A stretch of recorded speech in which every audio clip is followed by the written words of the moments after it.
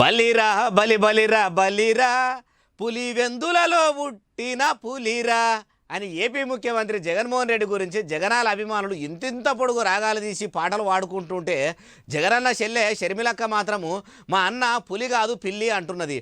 తోడబుట్టిన చెల్లెనే అన్నను అట్లా అన్నదంటే నిజంగానే పిల్లి లెక్క ఉంటాడా? ఏమో ఉండదు కావచ్చు కానీ ఏమో ఇక చెల్లె అయితే ఇట్లా అంటున్నది. మరి పులి కాదు పిల్లి అని ఎందుకు అన్నదంటే కొండంత రాగం తీసి ఏమో పాట పాడిండు అన్నట్టు ఆంధ్రప్రదేశ్ కు ప్రత్యేక హోదా తెస్తా అని చెప్పిండు గాని ఏపీకి ముఖ్యమంత్రి అయి ఇన్ని ఏండ్లు గడిచినా తీసుకురాలేదు. పులి పులి అని ఈడానుడు తప్పితే ఢిల్లీలో పిల్లి లెక్కనే ఉంటాడు అన్న తరికలు అనుకొచ్చింది. ఒక ప్రత్యేక హోదానే కాదు ఇచ్చిన హామీలు ఎవ్వి కూడా ఇప్పటికీ కూడా ఒక్కటి కూడా బరబ్బర్గా నెరవేర్చలేదు. బీజేపీ సర్కారుకు బానిస లెక్కనే ఉండన్నది.